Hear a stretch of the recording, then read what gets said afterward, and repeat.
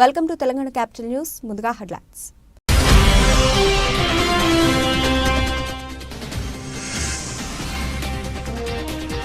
ఇండియాకు వార్నింగ్ ఇచ్చిన ట్రంప్, పన్నుల అంశంలో భారత విధానాన్ని తప్పుపట్టిన అమెరికా నూతన అధ్యక్షుడు.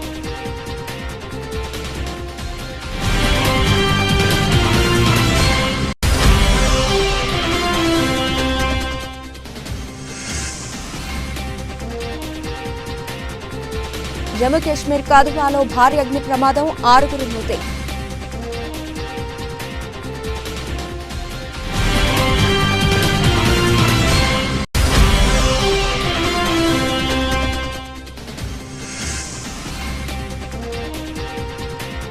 హరీష్ రావు పట్ల పోలీసులు అత్యుత్సాహం, శాసనసభ ప్రవేశ మార్గంలో పేపర్లు లాక్కున్న డీఎస్పీ.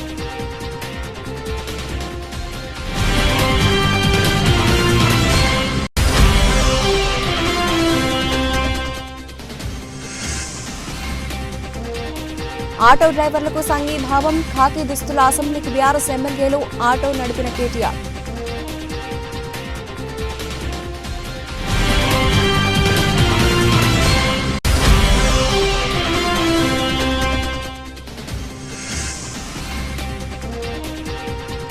పేర్ని నాని గోడౌన్లో రేషన్ బియ్యం మిస్సింగ్ కేసు, కూటమి సర్కార్ సీరియస్ యాక్షన్.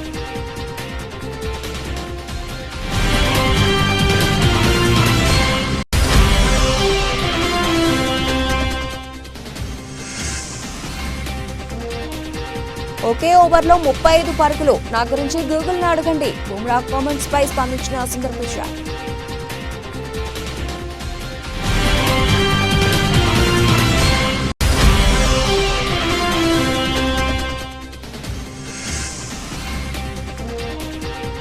రెండు సినిమాలు ఫ్లాప్, 30 కోట్ల నుంచి 9 కోట్లకు పడిపోయిన హీరో.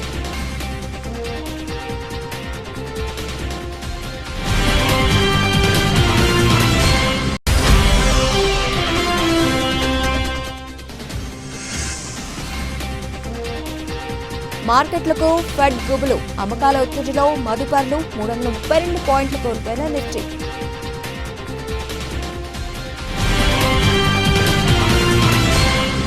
ఇండియాకు వార్నింగ్ ఇచ్చాడు ట్రంప్. కాబోయే అమెరికా అధ్యక్షుడిగా ఎన్నికైన ట్రంప్ పన్నుల అంశంలో భారత విధానాన్ని తప్పుపట్టారు. అమెరికా ఉత్పత్తులపై భారీగా దిగుమతి సుంకాన్ని భారత్ వసూలు చేస్తోందని, దానికి ప్రతీకారంగా మేం కూడా ట్యాక్స్ ను వసూలు చేయనున్నట్లు ట్రంప్ తెలిపారు. ఒకవేళ భారత్ పన్ను వసూలు చేస్తే వాళ్లకు కూడా మేం ట్యాక్స్ వేస్తామని, ఇది ప్రతిచర్యగా ఉంటుందని, దాదాపు అన్ని అంశాల్లో భారత్ అధిక దిగుమతి సుంకాన్ని వసూలు చేస్తోందని, కానీ తామేమీ ట్యాక్స్ వసూలు చేయడం లేదని ట్రంప్ తెలిపారు. చైనాతో జరిగిన వాణిజ్య ఒప్పందంపై ప్రశ్న వేసిన సమయంలో ట్రంప్ ఈ సమాధానం ఇచ్చారు. ఇండియాతో పాటు బ్రెజిల్ కూడా తమ ఉత్పత్తులపై అధిక దిగుమతి సుంకాన్ని వసూలు చేస్తున్నట్లు ట్రంప్ ఆరోపించారు.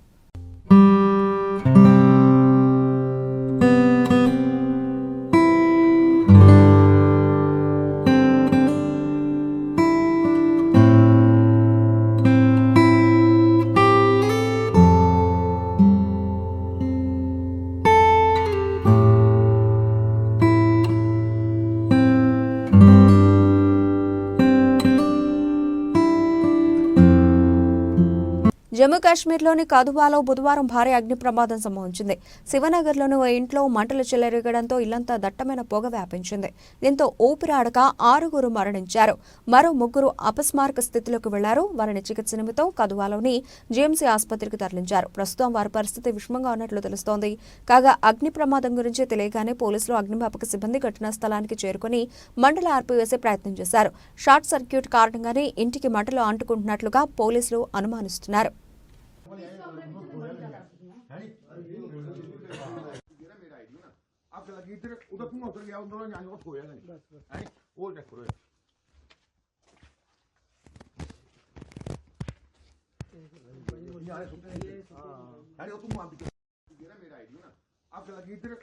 మాజీ మంత్రి బీఆర్ఎస్ ఎమ్మెల్యే హరీష్ రావు పట్ల పోలీసులు అత్యుత్సాహం చూపించారు. శాసనసభ ప్రవేశ మార్గం వద్ద హరీష్ రావును ఆపిన డీఎస్పీ సుదర్శన్ ఆయన తీసుకెళ్తున్న పేపర్లను తనిఖీ చేయాలని ఆదేశించారు. కారు తనిఖీ పేరుతో హరీష్ రావు తీసుకెళ్తున్న పేపర్లను లాక్కున్నారు. డీఎస్పీ సుదర్శన్ తో పాటు ఇతర పోలీసు సిబ్బంది తీరుపై హరీష్ రావు ఆగ్రహం వ్యక్తం చేశారు. ఇదేం దుర్మార్గం అంటూ పోలీసులపై మండిపడ్డారు. ఈ ఘటనపై స్పీకర్ ఘటం ప్రసాద్కు ఫిర్యాదు చేస్తానని తెలిపారు. ఈ సందర్భంగా హరీష్ రావు మాట్లాడుతూ, ప్రభుత్వం ఇంతలా ఎందుకు భయపడుతుందో అర్థం కావడం లేదని అన్నారు. ప్రజాపాలనలో కంచెలు తొలగించామని అంటూనే పోలీసులతో అడుగడుగునా అడ్డుకుంటున్నారని విమర్శించారు. శాసనసభ ప్రవేశ మార్గంలో తనతో పోలీసులు వ్యవహరించిన తీరుపై స్పీకర్కు ఫిర్యాదు చేస్తానని తెలిపారు. మరోవైపు బీఆర్ఎస్ ఎమ్మెల్సీల వద్ద ఉన్న ప్లకార్డులను మండలిలోకి అనుమతించలేదు. బీఆర్ఎస్ ఎమ్మెల్సీల వద్ద ప్లకార్డులను పోలీసులు మార్షల్స్ లాక్కొని వారిని లోపలికి పంపించారు.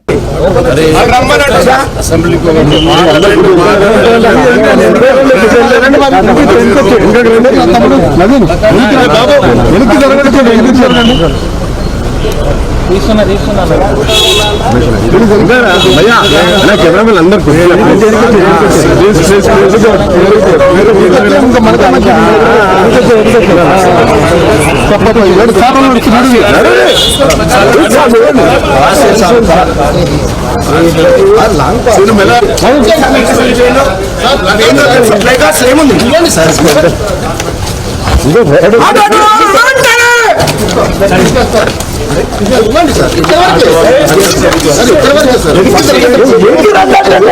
అందరు మీకేమైనా హక్కున్నా అండి? ఏముంది ఇన్స్ట్రక్షన్ ఏముంది? ఇన్స్ట్రక్షన్ ఏముంది?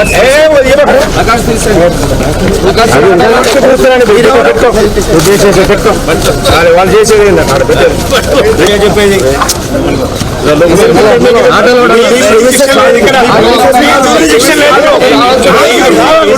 You don't have a jurisdiction here. You don't have a jurisdiction here. You have a jurisdiction here. You don't have. Let them come. You are not supposed to involve. Okay? You are not supposed to involve. Led. You are not supposed to involve.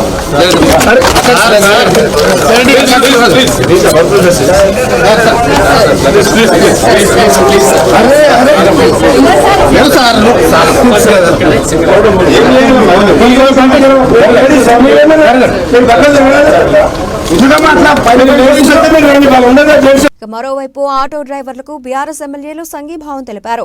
Auto డ్రైవర్ల సమస్యల పరిష్కారం కోరుతూ ఖాకీ చొక్కాలు ధరించి తెలంగాణ అసెంబ్లీకి బయలుదేరారు. Auto కార్మికులను ఆదుకోవాలంటూ ఈ సందర్భంగా బీఆర్ఎస్ ఎమ్మెల్యేలు నినాదాలు చేశారు. కాగా ఈ సందర్భంగా కేటీఆర్ మాట్లాడుతూ ఆటో డ్రైవర్లను ఆదుకోవడంలో ప్రభుత్వం ఎలాంటి చర్యలు తీసుకోవడం లేదని అన్నారు. ఆటో డ్రైవర్లకు ఇచ్చిన హామీలను వెంటనే అమలు చేయాలని డిమాండ్ చేశారు. ఇప్పటి వరకు 93 మంది ఆటో డ్రైవర్లు ఆత్మహత్యలకు పాల్పడ్డారని తెలిపారు. గత అసెంబ్లీ సమావేశాల్లోనే ఆత్మహత్య చేసుకున్న ఆటో డ్రైవర్ల జాబితాను ఇచ్చామని పేర్కొన్నారు. ఆయన రాష్ట్ర ప్రభుత్వానికి దున్నపోతు మీద వాన పడ్డట్టే ఉందని అన్నారు. ఆటో డ్రైవర్లకు సంవత్సరానికి ఇస్తామన్న 12,000 రూపాయలు వెంటనే ఇవ్వాలని డిమాండ్ చేశారు. ఆటో డ్రైవర్లు ఎవరూ ఆత్మహత్యలకు పాల్పడవద్దని బీఆర్ఎస్ పక్షాన వారి కోసం పోరాడతామని స్పష్టం చేశారు. ఆటో డ్రైవర్ల ఆత్మహత్యలు, వారికి ఇచ్చిన హామీలపై అసెంబ్లీలో చర్చించాలని ఇప్పటికే బీఆర్ఎస్ వాయిదా తీర్మానం ఇచ్చింది. ప్రభుత్వం ముందు చూపులేని విధానాల వల్ల రాష్ట్రంలో ఆటో డ్రైవర్లు ఉపాధి అవకాశాలు కోల్పోయి అనేక ఇబ్బందులు ఎదుర్కొంటున్నారని, ఆత్మహత్యలకు పాల్పడుతున్నారని బీఆర్ఎస్ తమ వాయిదా తీర్మానంలో పేర్కొంది. కాబట్టి ఆత్మహత్య చేసుకున్న ఆటో డ్రైవర్ల కుటుంబాలను ఆదుకోవాలని డిమాండ్ చేసింది. ప్రభుత్వం హామీ ఇచ్చిన విధంగా ప్రతి ఆటో డ్రైవర్కు ఏటా 12,000 రూపాయలు ఆర్థిక సాయం అందించాలని పేర్కొంది. అలాగే ఆటో డ్రైవర్ల సంక్షేమ బోర్డు ఏర్పాటు చేయాలని కోరుతూ దీనిపై అసెంబ్లీలో చర్చించాలని ప్రతిపాదించింది.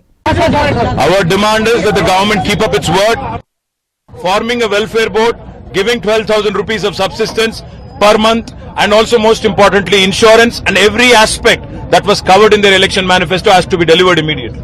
Thank you. Jai Telangana!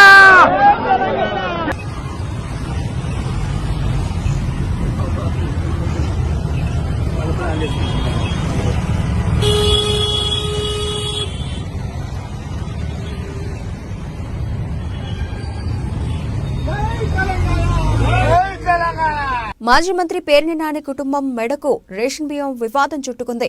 Machilipatnam మండలం పొట్లపాలెంలో నాని సతీమణి పేరుతో ఉన్న గోడౌన్లో బియ్యం మిస్సింగ్ వ్యవహారాన్ని ప్రభుత్వం సీరియస్ గా తీసుకుంది. పేర్ని నాని కుటుంబానికి చెందిన గోడౌన్లో 187 టన్నుల రేషన్ బియ్యం మాయమయ్యాయి. అయితే తమ గోడౌన్లో మాయమైన బియ్యం ధర ఎంతో చెప్తామని కృష్ణా జిల్లా జేసీకి లేఖ రాయడం సంచలనంగా మారింది.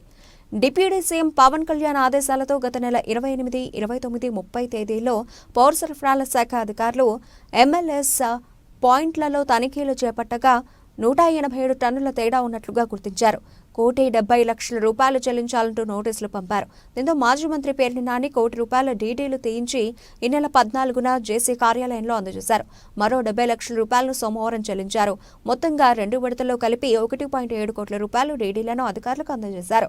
ఈ వ్యవహారంలో గోడౌన్ ఓనర్గా ఉన్న జయసుధపై క్రిమినల్ కేసు నమోదు చేశారు పోలీసులు.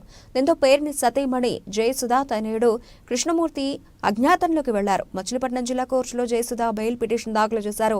దీని విచారణను ధర్మాసనం తిరిగి 19కి వాయిదా వేసింది. 2 రోజుల తర్వాత పేర్ని నాని అజ్ఞాతం వీడారు. సోమవారం తన ఇంటికి చేరుకోవడంతో వైసీపీ నేతలు ఆయనను పరామర్శించారు. బియ్యం లెక్కల్లో తేడాలు ఎందుకు వచ్చాయో తనకు తెలియదన్నారు పేర్ని నాని. తాము తప్పు చేయలేదు కాబట్టే బియ్యం మాయంపై లేఖ రాశామని పేర్ని నాని చెప్పారు. మరోవైపు పేర్ని జయసుధ పేరుతో రేషన్ నిల్వలో ఉన్న గోడౌన్ను అధికారులు స్వాధీనం చేసుకున్నారు. బియ్యాన్ని మార్కెటింగ్ గోడౌన్లకు తరలించారు. తర్వాత లెక్కలు చూసి తేడాలుంటే కేసులు పెడతామన్నారు అధికారులు. పేర్ని నాని కేసులు కక్ష సాధింపులేమీ లేదన్నారు మంత్రి నాదెండ్ల మనోహర్. 4,000కు పైగా బ్యాగులు మిస్ అయినట్టు గుర్తించామన్నారు. దర్యాప్తు తర్వాత చట్ట ప్రకారం పేర్ని నాని కుటుంబంపై చర్యలుంటాయన్నారు.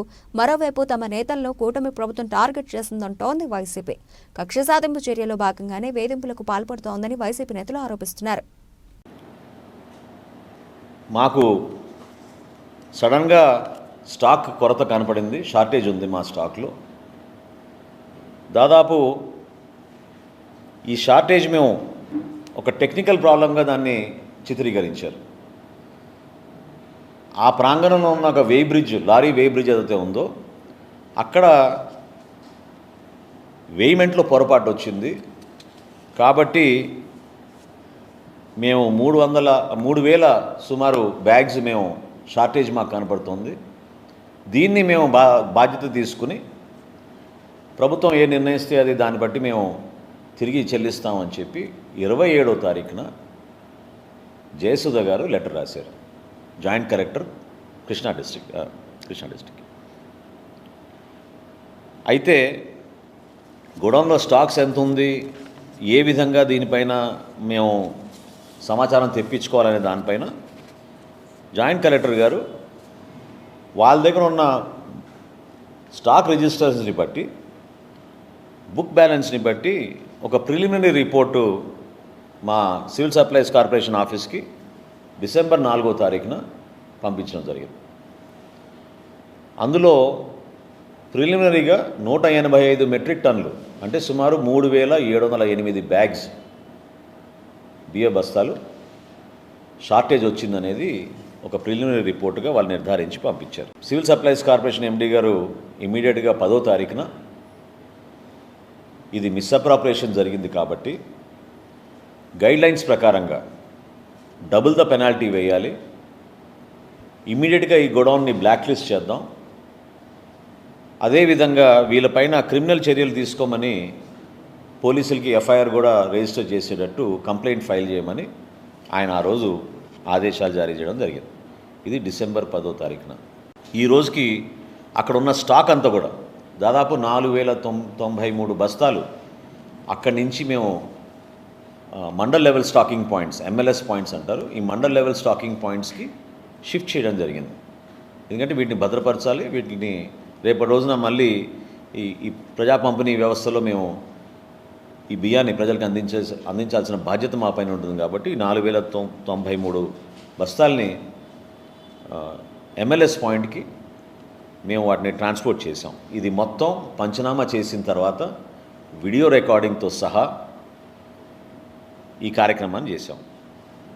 అయితే ఆశ్చర్యకరమైన విషయం ఏంటంటే వీళ్ళు ఇచ్చిన ఈ లెటర్లో టెక్నికల్ గ్రౌండ్స్ వలన ఏదైతే పక్కన ఉన్న వేయింగ్ మెషిన్ లారీ వే బ్రిడ్జ్ ఏదైతే ఉందో దాంట్లో టెక్నికల్ ప్రాబ్లం వలన మాకు స్టాక్లో కొరత వచ్చింది, ఇబ్బంది వచ్చింది, అందుకనే మేము ఆ బాధ్యత మేమే తీసుకుంటున్నాం అని వీళ్ళు చెప్పారు.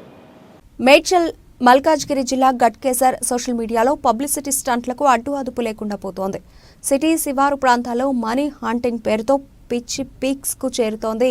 తాజాగా ORR పై 9వ ఎగ్జిట్ వద్ద ఓ వ్యక్తి నిలబడి తన చేతుల్లో ఉన్న 20,000 రూపాయల నోట్ల కట్టను చెట్ల పొదల్లో పడేశాడు. ఎవరైనా వచ్చి ఆ పైసలు తీసుకోవాలని ఆఫర్ చేశాడు. ఈ వీడియో సోషల్ మీడియాలో వైరల్ కావడంతో అధిక స్పీడ్ లిమిట్ ఉన్న రోడ్డుపై ఈ పిచ్చి చేష్టలు ఏంటని నెటిజన్లు ఫైర్ అవుతున్నారు. మరోవైపు ఈ విషయం తమ దృష్టికి రావడంతో కేసు నమోదు చేసి దర్యాప్తు చేస్తున్నట్లు గట్కేసర్ SHO పరశురామ్ తెలిపారు. ఇప్పుడైతే మనము హైదరాబాద్ OR సీట్ నంబర్ 9 దగ్గర అయితే ఉన్నాం అనమాట. సో మీకోసం మనీ హంటింగ్ ఛాలెంజ్. నేనైతే ఇందులో నుంచి ఒక 20,000 రూపాయలు అయితే మనీ హంటింగ్ చేస్తున్నా. సో ఎవరైనా తీసుకోవాలనుకుంటే కనుక ORR మనకి ఎగ్జిట్ నంబర్ 9 దగ్గర ఉంది. మీకోసమే అక్కడ 20,000 అయితే చేసిన. All the best. ఎవరు తీసుకుంటారో తీసుకోండి. Bye bye. నకరేకల్ మండల కేంద్రమైన నకరేకల్లో సంచలనం రేపిన జంట హత్యల కేసులో నిందితులను సత్తెనపల్లి DSP M హనుమంతరావు మంగళవారం జరిగిన మీడియా ముందు ప్రవేశపెట్టారు. ఆయన మాట్లాడుతూ నకరేకల్ గ్రామం యానాది కాలనీకి చెందిన తలపల కృష్ణవేణి తండ్రి టీచర్గా పనిచేస్తూ ఈ సంవత్సరం జనవరి 4వ తేదీన మరణించాడు. తండ్రి తాలూకా ప్రభుత్వం నుంచి వచ్చే ప్రయోజనాల కోసం సోదరులతో గొడవలు జరిగాయని పెద్దల సమక్షంలో సయోధ్యకు ప్రయత్నించినా కుదరకపోవడంతో సోదరులను అడ్డు తొలగించుకుంటే డబ్బులు మరియు ఉద్యోగం తనకే వస్తాయని కృష్ణవేణి ఆలోచన చేసినట్లు విచారణలో తెలిసిందని ఆయన తెలిపారు.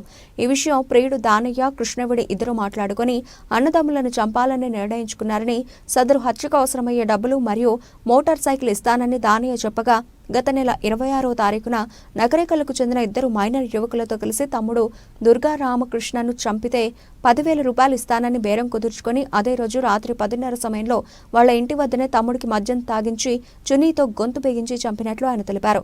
ఈ మీడియా సమావేశంలో Sattenapalli rural CI MV Subbarao, నకరేకల్లో SI CH సురేష్ మరియు సిబ్బంది పాల్గొన్నారు. సత్తెనపల్లి సబ్ డివిజన్, పల్నాడు జిల్లా. ఈరోజు ఈ నకరేకల్ పోలీస్ స్టేషన్ పరిధిలో ఒక సెన్సేషనల్ మర్డర్ జరిగింది. దీనికి సంబంధించి అంటే డబుల్ మర్డరు. అయితే ఇది ఒక అక్క అంటే సొంత అక్కే అన్నని తమ్ముడిని చంపడం జరిగింది. చంపడానికి కారణం మేము ఇప్పటి వరకు ఇన్వెస్టిగేషన్ చేసిన దాని ప్రకారం ఎస్టాబ్లిష్ అయింది ఏంటంటే, ఈ అక్యూజ్డ్ అండ్ డిసీజ్డ్ యొక్క నాన్న టీచర్గా పనిచేస్తూ రీసెంట్గా జనవరిలో చనిపోవడం జరిగింది. చనిపోయిన తర్వాత జనరల్గా వీళ్ళకి ఆశ కలిగింది రిటైర్మెంట్, అదే డెత్ బెనిఫిట్స్, చనిపోయిన తర్వాత గవర్నమెంట్ ఎంప్లాయీకి వచ్చే బెనిఫిట్స్ సుమారు ఒక 60-70 లక్షల వరకు ఉన్నాయి అనేటువంటి ఆలోచన వాళ్ళకి వచ్చి దాని మీద ఒకరికొకరు డిస్కస్ చేసుకొని పంచుకుందాం అని అడిగే క్రమంలో EMI నాకు కూడా ఇవ్వండి షేరు, EMI కూడా భర్త వదిలేసి ఉంది, సో నాకు ఇవ్వమని అన్న క్రమంలో EMIకి మేము ఇవ్వము, నీకు ఇచ్చే సమస్య లేదు, నీకెందుకు ఇస్తాము, మేమిద్దరం పంచుకుంటాము అన్న క్రమంలో గొడవలు స్టార్ట్ అయ్యి చివరికి వీళ్ళు ఒకరికొకరు EMIని వాళ్ళిద్దరు కలిసి చంపడానికి ప్రయత్నం జరిగే క్రమంలో EMIకి ఆ విషయం మళ్ళీ వాళ్ళ తమ్ముడే బై నేమ్ దుర్గా, అతను అక్క నేను ఇలాగైనా వేసేస్తాము అన్న, నేను కలిసి వేయాలనుకున్నాను. ఒకరోజు ముందు దాగి చెప్పిన దాని మీద ఈ EMIకి ఆలోచన జరిగి EMI ఆల్రెడీ భర్తను వదిలేసి దాదాపు 2-3 సంవత్సరాల నుంచి వేరే ఈ A2 ఇతను వెనకున్నటువంటి అతను ఆ దానయ్య అనే అతన్ని పెట్టుకోవడం జరిగింది. పెట్టుకొని ఈ కుర్రాడు సహాయం కూడా తీసుకుంది ఆ అమ్మాయి. వీళ్ళిద్దరికి కూడా డిస్కషన్ జరిగితే ఈ యాక్చువల్గా ఇతను నీకు రావయ్యి ఎందుకు అంటే, లేదు ఎట్టి బస్సులో నేను తీసుకోవాలి, వాళ్ళని చంపైనా తీసుకుంటాను, నువ్వు అడ్డం రావద్దు, నువ్వు నాకు సహాయం చేయించాలని చెప్పి వీళ్ళిద్దరి మధ్య ఒక వడంబడికి జరిగింది. దాని ప్రకారం EMI ఎలాగో నన్ను చంపేస్తారు కదా, ఇంక వీళ్ళని చంపేయాలని మనసులో పెట్టుకొని పోయిన నెల 26వ తారీఖు నాడు వాళ్ళ తమ్ముడిని బాగా తాపించి ఈ యొక్క గోరంలో పోయే కాలంలో మెడకి చున్నీ వేసి లాగేసి, ఎవరితో లాగిందంటే ఈ అబ్బాయి ఇంకొక ఇద్దరు మైనర్స్ ఉన్నారు పిల్లలు. ఆ పిల్లల సహాయం తీసుకొని చెరువు పక్క గట్టిగా లాగేసి చంపేసిన తర్వాత ఎలా తీసుకెళ్ళాలి అంటే ఆ కాలువలో వేయడానికి వీళ్ళు చంపిన దానికి 1 కిలోమీటర్ 2 కిలోమీటర్ దూరం ఉంది. ఎలా తీసుకెళ్ళాలనే దాని మీద ఈ అమ్మాయి ఉంచుకున్నటువంటి వ్యక్తి దానయ్య బండి ఉంది, మోటార్ సైకిల్. దానయ్యకి ఫోన్ చేసి, దానయ్య మోటార్ సైకిల్ కావాలంటే నీకు ఈ టైంలో అవసరం అంటే పంపించానంటే అతను తీసుకొని బండి ఇచ్చి బండి మీద తీసుకెళ్లి కాలువలో పడేసి వచ్చేసారు. అది ఏమైందంటే ఆ కాలువలో వేసినటువంటి బాడీ కొంచెం దూరం ప్రయాణించిన తర్వాత అక్కడ బాగా జమ్ము అది బాగా పట్టుంది, చాలా ఎక్కువ పట్టుంది. దాని కిందకి వెళ్ళి బాడీ అక్కడే ఇరుక్కుపోయింది. సో అందువల్ల ఆ బాడీ ట్రేస్ కాలేదు, ఎవరికి బయట వాళ్ళకి ఎవరు చూసే పరిస్థితి లేదు. అదే టైంలో మా వాడు కనపడలేదని కంప్లైంట్ ఇచ్చేవాళ్ళు కూడా లేరు. ఎందుకంటే అతను అన్న యాక్చువల్గా మా పోలీస్ డిపార్ట్మెంట్లో కానిస్టేబుల్గా చేస్తూ ఉన్నాడు. అతను ప్రస్తుతం బొల్లపల్లిలో చేస్తూ బాగా తాగుడుకు అలవాటు అయిపోయి ఈ మధ్యకాలం అంతా మెడికల్ లీవ్లో ఉండి ఈ ఇష్యూ. బోర్డర్ గవాస్కర్ ట్రోఫీలో team India star pacer Jasprit Bumrah అసాధారణ ప్రదర్శన చేస్తున్నారు. బంతితోనే కాకుండా బ్యాట్తోనూ ఆకట్టుకుంటున్నాడు. ఇక తన బ్యాటింగ్ గురించి తెలుసుకోవాలంటే గూగుల్లో వెతకండి అంటూ బుమ్రా చేసిన వ్యాఖ్యలు వైరల్గా మారాయి. దీనిపై గూగుల్ సీఈఓ సుందర్ పిచాయ్ స్పందించారు. తాను గూగుల్ చేశానని చెప్పారు. ఈ సందర్భంగా పేస్ గుర్రంపై ప్రశంసల వర్షం కురిపించారు. బ్రిస్బెన్ వేదికగా ఆస్ట్రేలియాతో జరుగుతున్న 3వ టెస్టు మ్యాచ్లో 3వ రోజు ఆట ముగిసిన తర్వాత బుమ్రా విలేకరులతో మాట్లాడారు. గబ్బాలో బ్యాటింగ్ పరిస్థితుల గురించి విలేకరులు ప్రశ్నించారు. ఇందుకు బుమ్రా ఇలా సమాధానం చెప్పారు. మీరు నా బ్యాటింగ్ సామర్థ్యాన్ని ప్రశ్నిస్తున్నారు. టెస్టులో ఒకే ఓవర్లో అత్యధిక పరుగులు చేసింది ఎవరో గూగుల్ చేసి చూడండి అని బుమ్రా అన్నాడు. కాగా టెస్టులో బుమ్రా ఒకే ఓవర్లో 35 పరుగులు చేశాడు. 2022లో బర్మింగ్హామ్ టెస్టులో ఇంగ్లాండ్పై బుమ్రా ఒకే ఓవర్లో 35 పరుగులు సాధించాడు. ఇది ప్రపంచ రికార్డు. దీన్ని ఉద్దేశిస్తూ బుమ్రా ఇలా ఫన్నీగా సమాధానం చెప్పగా వైరల్గా మారాయి. క్రికెట్ అంటే ఎంతో ఇష్టపడే గూగుల్ సీఈఓ సుందర్ పిచాయ్ దీనిపై స్పందించారు. తాను గూగుల్ చేసినట్లు చెప్పారు. కమిన్స్ బౌలింగ్లో 6 కొట్టిన వారికి బ్యాటింగ్ ఎలా చేయాలో చాలా బాగా తెలుసునని అన్నారు.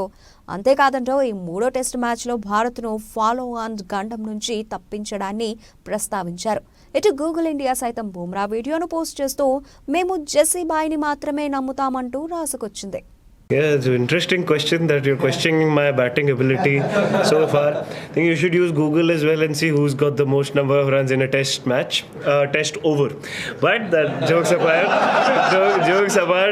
ఒకప్పుడు బాలీవుడ్ ఇండస్ట్రీలోనే టాప్ హీరో వరుసగా సినిమాలు చేస్తూ కోట్లాది మంది అభిమానులను సంపాదించుకున్నారు.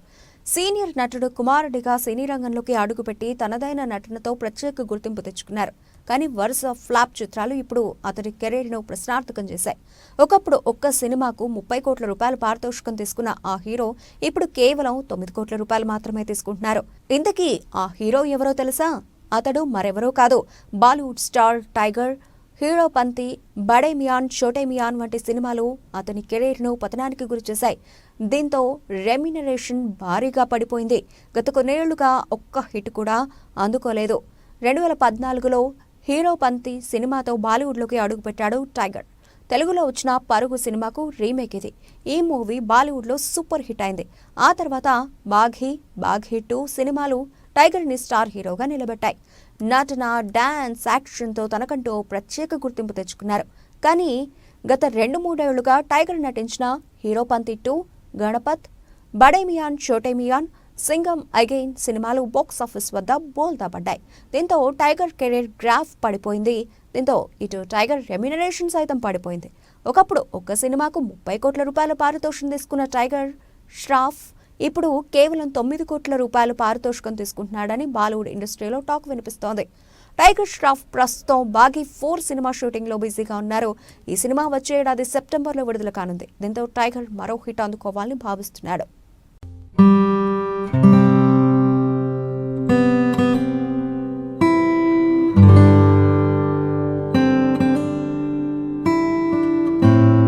దేశీయ స్టాక్ మార్కెట్లు మళ్లీ వరుస నష్టాల్లోకి జారుకున్నాయి. అమెరికా ఫెడరల్ రిజర్వ్ బ్యాంక్ ద్రవ్య సమీక్ష నేపథ్యంలో మదుపర్లు ఆచితూచి స్పందిస్తున్నారు. అయితే మెజారిటీ ఇన్వెస్టర్లు లాభాల స్వీకరణ వైపే మొగ్గు చూపుతున్నారు.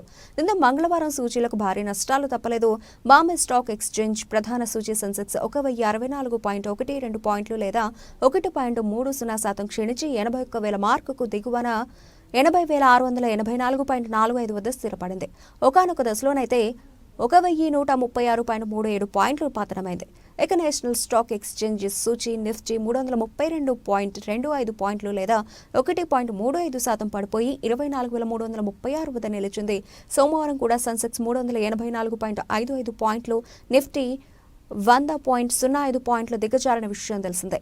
క్రయ విక్రయాల నడుమ మదుపర్లు ఊగిసలాటకు లోనయ్యారు. దీని వెనుకున్న కారణాలను విశ్లేషిస్తే America federal reserve bank, bank of Japan, bank of ఇంగ్లాండ్లు ద్రవ్య సమీక్షలు చేసి వడ్డీ రేట్లపై నిర్ణయాలను ప్రకటించబోతున్నాయి. దీంతో స్టాక్, బాండ్ మార్కెట్లతో పాటు పెట్టుబడి తీరుతెన్నులు ప్రభావితం కానున్నాయి. గతంలో వడ్డీ రేట్లను తగ్గించినప్పటికీ ద్రవ్యోల్బణం అదుపే లక్ష్యంగా ఇకపై వడ్డీ రేట్లను ఫెడ్ రిజర్వ్ పెంచవచ్చన్న అంచనాలు మదుపర్లను భయపెడుతున్నాయి. కాగా జపాన్, ఇంగ్లాండ్ బ్యాంకులు ఇప్పుడున్న వడ్డీ రేట్లను కొనసాగించే వీలుంటుందన్నారు. మరోవైపు భారతీయ క్యాపిటల్ మార్కెట్ల నుంచి విదేశీ సంస్థాగత మదుపర్లు అదే పనిగా పెట్టుబడులను వెనక్కి తీసుకుంటుండడం, అంతర్జాతీయంగా మెజారిటీ స్టాక్ మార్కెట్లు నష్టాల్లోనే కదలాడడం కూడా దెబ్బతీసింది. ఉదయం ఆరంభం నుంచే మార్కెట్లు నష్టాల్లో కదలాడాయి. రిలయన్స్ ఇండస్ట్రీస్, హెచ్డిఎఫ్సి వంటి ప్రధాన షేర్లు అమ్మకాల ఒత్తిడికి గురయ్యాయి. టెలికాం సూచీ అత్యధికంగా 2.18% పడిపోయింది.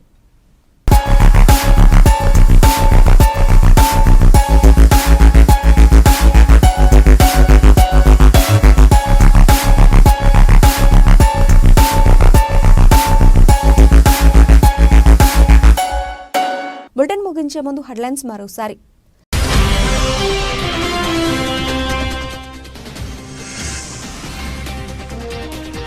ఇండియాకు వార్నింగ్ ఇచ్చిన ట్రంప్, పన్నుల అంశంలో భారత విధానాన్ని తప్పుపట్టిన అమెరికా నూతన అధ్యక్షుడు.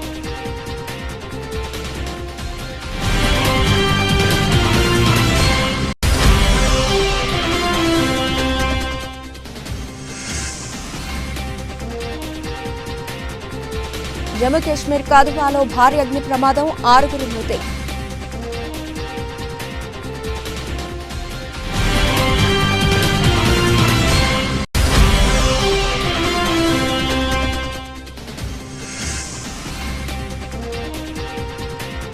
హరీష్ రావు పట్ల పోలీసులు అత్యుత్సాహం, శాసనసభ ప్రవేశ మార్గంలో పేపర్లు లాక్కున్న డీఎస్పీ.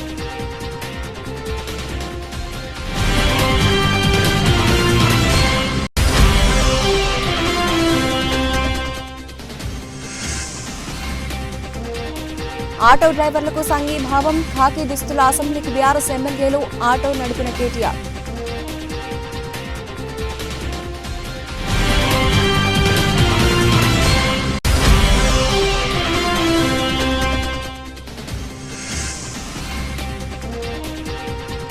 పేర్ని నాని గోడౌన్లో రేషన్ బియ్యం మిస్సింగ్ కేసు, కూటమి సర్కార్ సీరియస్ యాక్షన్.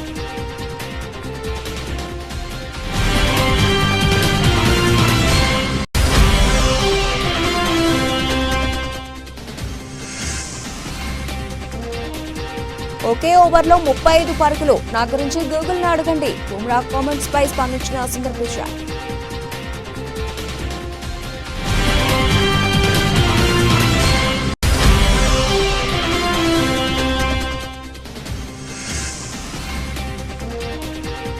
రెండు సినిమాలు ఫ్లాప్, 30 కోట్ల నుంచి 9 కోట్లకు పడిపోయిన హీరో.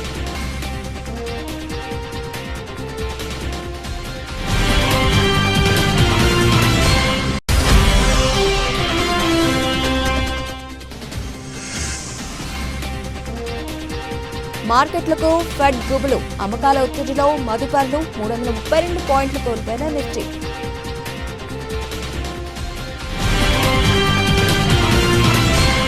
ఇవి ఇప్పటివరకు నబిల్చిన అప్డేట్స్. మరిన్ని అప్డేట్స్తో మళ్ళీ కలుద్దాం. అంతవరకు సెలవు, నమస్తే.